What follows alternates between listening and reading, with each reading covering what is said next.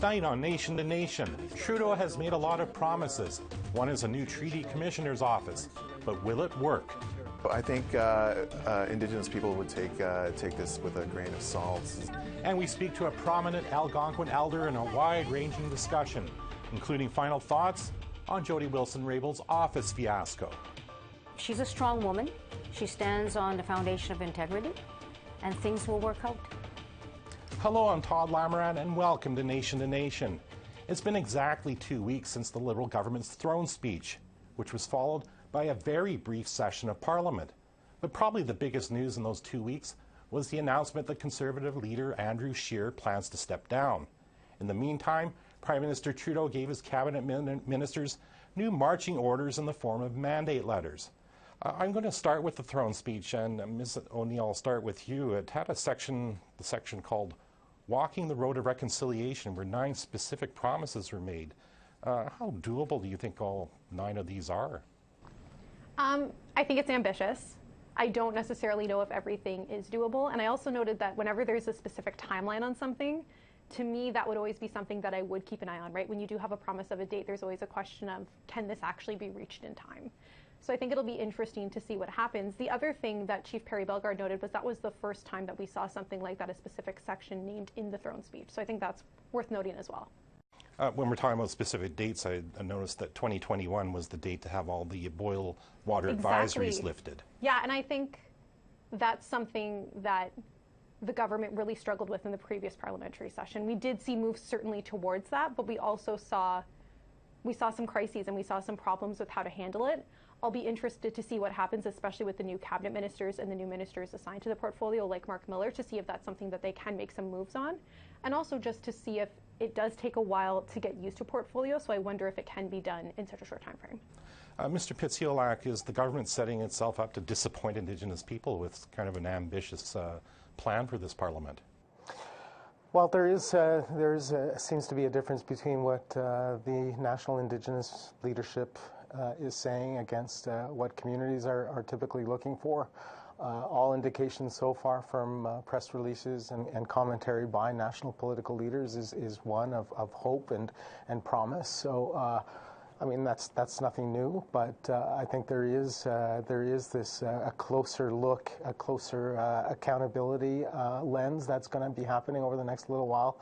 Because this is the second generation of the Trudeau government, it's going to be very interesting to see what actually unfolds. There is this huge balance between economic growth, i.e. the pipelines, as well as climate change. And Indigenous peoples are always in the middle of all of that. Dr. Coburn, one of the promises in that throne speech was to live up to the spirit and intent of the treaties. And how should the government go about doing that? Right. Well, in the mandate letters, they specify, I think it's in Carolyn Bennett's mandate letters, the creation of a National Treaty Commissioner's Office. So, I mean, when we talk about promises made... Well, that's been a promise for a long time, that one. Right. So I think Indigenous people would take this with a grain of salt, is that even in reflection of the last 4 years, the previous parliamentary session of this past government, is that ideas of reconciliation have been lofty, a great deal of letdown, disappointment from this particular government in terms of substantive moves in policy, especially towards discrimination of Indigenous children. So how would they live up to these treaty obligations? Well, typically, Indigenous peoples have had to take them to court to litigate it, to get the judiciary rather than the executive or the parliament to live up to this. So. And that's several hundred years, right? So with that history behind us, it would take more than just maybe a treaty commissioner's office that actually, from what I understand, would not be, say, an agent of Parliament, but probably just another office within Carolyn Bennett's Crown Indigenous Relations Department, which would answer to her. So not something that would be independent and force government to live up to. So. And speaking of those mandate letters, of course, they just came out very recently. And I'm going to focus on Northern Affairs because it's a new department that was hived off from Indian or Indigenous or Aboriginal Affairs, or however we wanted to describe it in the past, and was usually, they were joined together for decades. So Ms. O'Neill, obviously, is this a step in the right direction to have a separate Department for Northern Affairs? I kind of look at it both ways. On the one hand, I think it really is important to make sure that there is significant focus on Northern Affairs and Northern issues. But I also wonder if the government is running a risk of siloing people, if everyone is just so focused on their own portfolios. I noticed that there was a lot of reference to working with other ministers, so I think if that is something that is maintained, if Ministers Vandal, Miller, and Bennett are able to work in tandem, I think it could be something that could be effective, but I think they do have to be very careful that people aren't just focusing on their own portfolio, because I think that they'll need to work together to be successful with some of the things that they want to do that were laid out in those mandate letters. Dr. Coburn, I was a bit surprised at how often Minister Vandal was asked to work with Ministers Bennett or Miller. I almost said O'Regan there. So is this is he almost a third, Indigenous minister working with Indigenous people in a way? Yeah, well, I mean, in the north, Nunavut, for example, is about 85% Indigenous. We're almost entirely Inuit. You have the other two territories where are significantly Indigenous population as well. So dividing the DIAND, as it were, and then INAC, and then Aboriginal Affairs and Northern Development Canada, the incarnations over the years, it does create sort of a siloing. And I'd argued this in several pieces that I've written and analysis that I've done in the past couple of years. But now, without one particular minister overseeing all these tightly woven issues, you've created silos that require a great deal of cabinet coordination. So speaking and working very closely amongst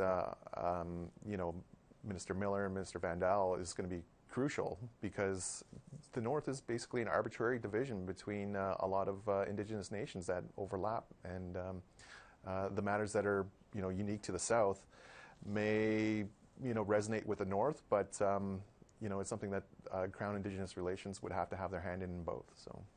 Mr. Pitsiolak, the mandate letter, as we said, he has to work closely with Ministers Bennett and Miller.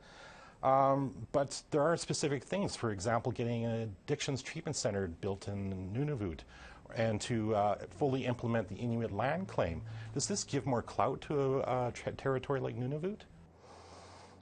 Clout, I'm not sure about if the word clout is the right one. It certainly puts Inuit have been asking for more Inuit-specific and more political attention be paid for Inuit.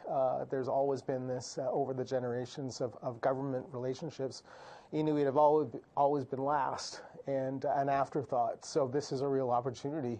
I think Inuit are very happy that there is more emphasis for Inuit-specific type of government initiatives, policy directives, approaches, etc.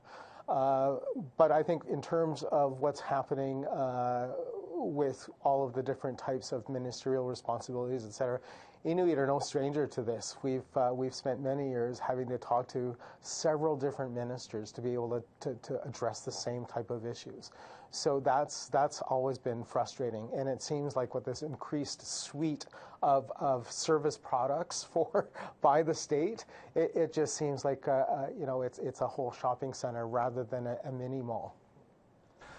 Well, I want to turn our attention before we go to Andrew Scheer stepping down as Conservative Party leader. And again, Ms. O'Neill, start with you. It's been 26 years since Kim Campbell headed the Conservative Party. The big names out there are Rona Ambrose and Michelle Rempel-Garner. Is it time for another woman to lead the Conservative Party, and would it make any difference to Indigenous people? I think it is time for a woman to lead the Conservative Party, but I don't know that it would make a difference. I think that there's a lot of work that needs to be done. I also think that people and the electorate got whiplash from the Conservative Party to a degree. After Stephen Harper, it seemed like Rona Ambrose was trying to lead the party in one direction, and then with the leadership race in Andrew Scheer, it just seemed like it was going off in another. I think there are things that Rona Ambrose could do that could really help further the party. She brings the background like the Just Act, which is something that would impact lots of people. She had said in her time in Parliament that she would call for an inquiry into missing and murdered Indigenous women and girls. Now, some of perhaps the downfalls are the matrimonial property, which many people did criticize for being incredibly paternalistic. So I think it would be interesting to see what she's learned in her off time since she was in Parliament. Mr. Pitsiolak, I'm sure you've seen some of the names that have been floated around out there, but what will it take to reconcile this party to Indigenous people? And I'm sure one day they will form government again. Well, we've seen a Conservative government, i.e. Brian Mulroney, who has made progress for Indigenous peoples in this country and the relationship. In particular, its effort towards the creation of Nunavut and the signing of the land claim agreement for Nunavut. So, it's not to say that Conservative governments will never be friends of Indigenous peoples. There are some aligning values in terms of economic growth, et cetera. But really, I think what the Conservative movement today needs to reconcile with first is these social conservative values that are butting heads with its own membership. You have more progressive conservatives in this country that are creating a shift, and that party is going to have to reconcile that. I think that's a great opportunity for someone, especially like Rona Ambrose, that has embraced things like LGBTQ issues. When you start to embrace those types of things, you start to embrace the reality that there are other types of groups that, including Indigenous communities in this country. It's all part of that. So it's all part of that, and I think if she can take courage to continue with that, through time, the party psyche will change. And Dr. Coburn, you get the last word on this issue. Conservative leader, who should it be?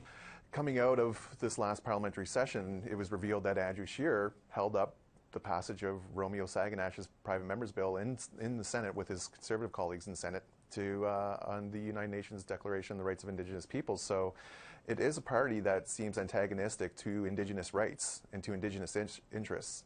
So it would have to be someone, if they were to endear themselves to Indigenous peoples in Canada, is somebody who would be a champion of Indigenous rights, but I just don't see it. So if Rona Ambrose, before she was anointed party leader, would have to come out and support the Liberals' UNDRIP bill, for example. Yeah, unequivocally, right?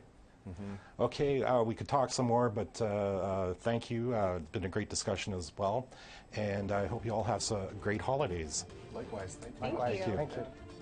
We'll have more after a short break.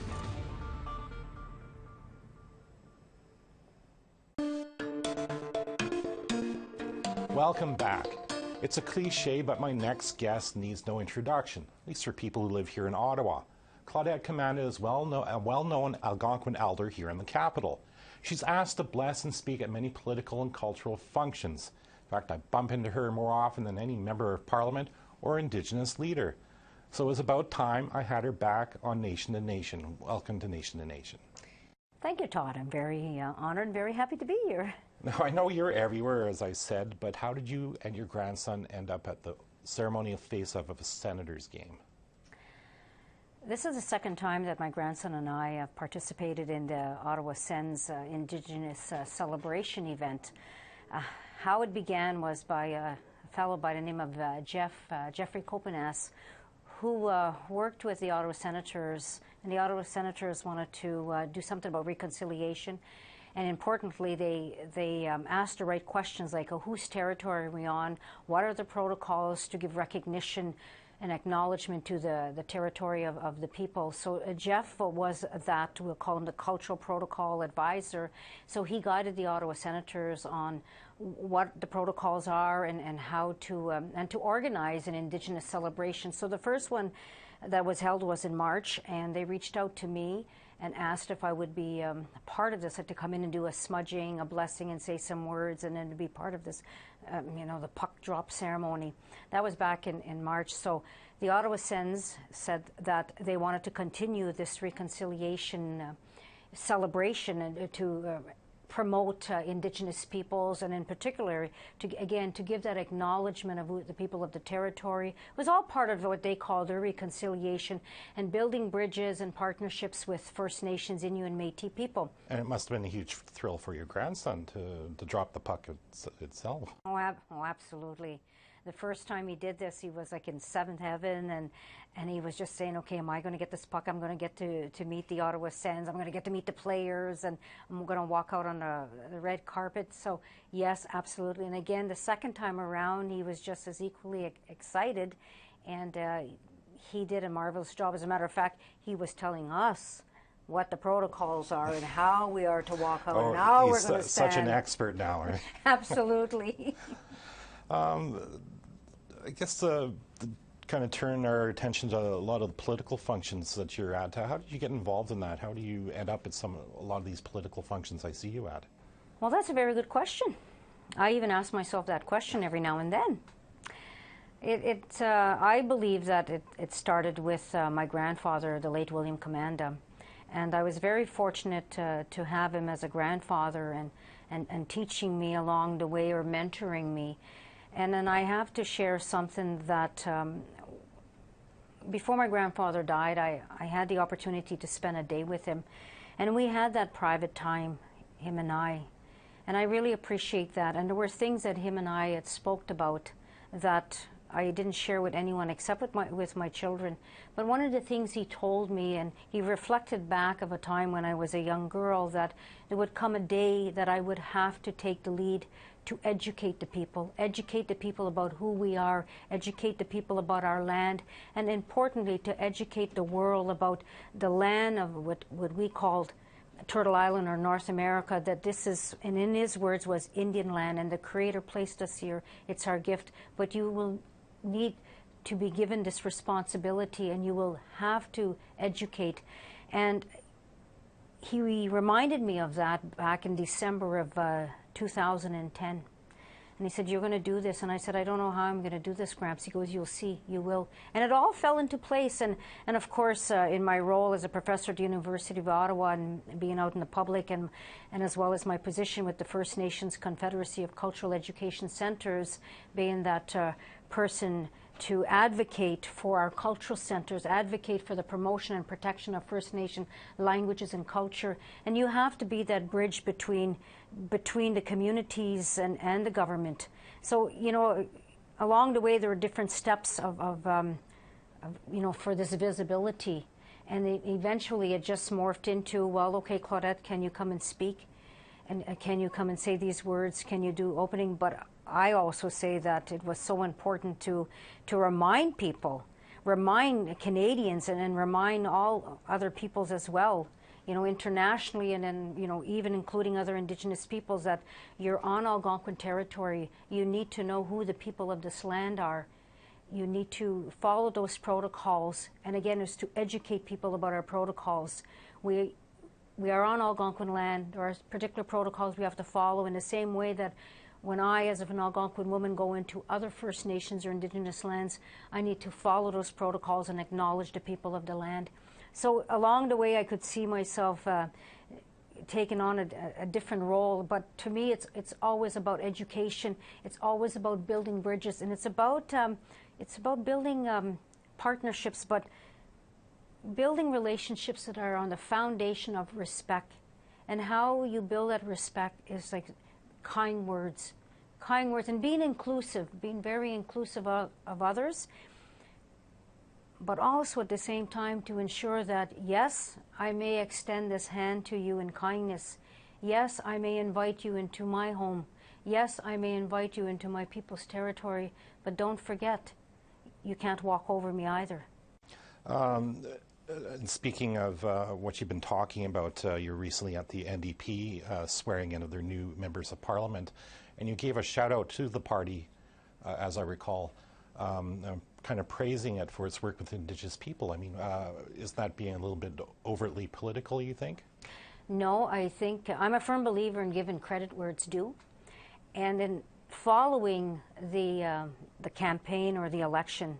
And I saw Jagmeet Singh and a number of his of NDP, that they were very, they've always been advocates of First Nations or Indigenous peoples. I mean, you have those fierce advocates that have been there.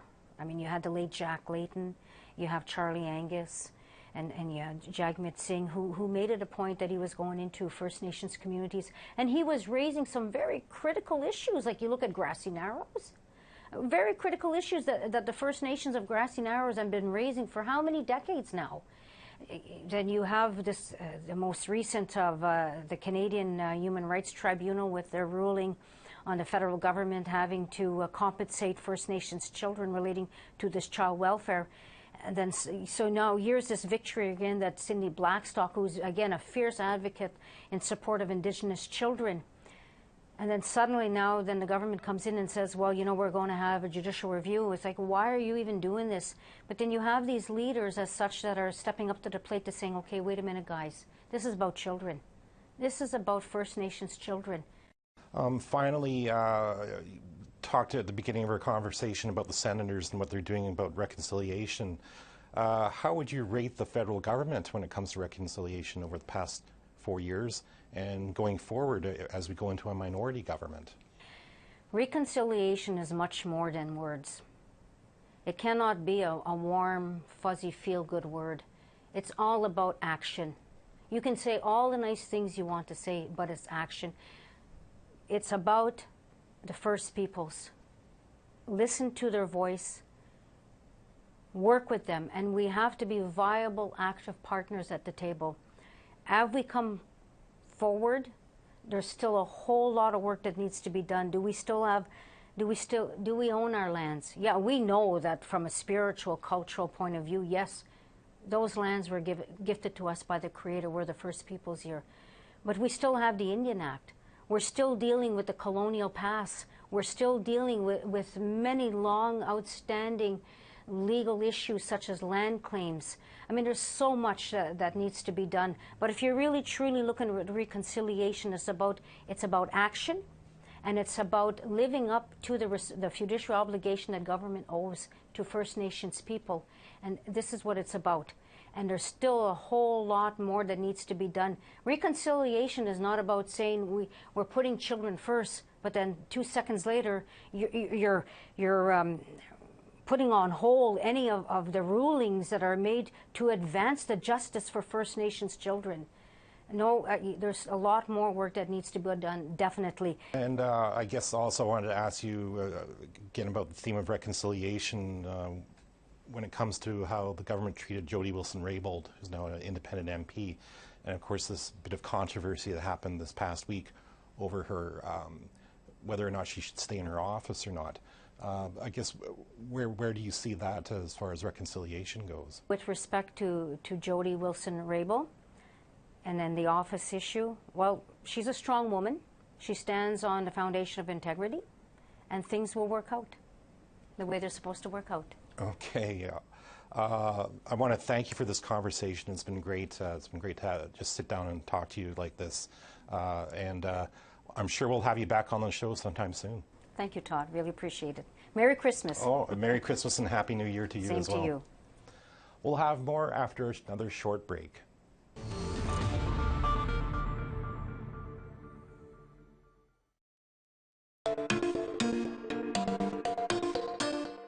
That's our show for today, and it's the last one for the year and the decade. We'll be back on January 9th with the story of Randy Kakagimic. He's been in trouble with the law, but he battled and defeated his personal demons. I and everyone who works on Nation to Nation want to wish you a Merry Christmas and a Happy New Year. I'm Todd Lamoran. Thanks for watching.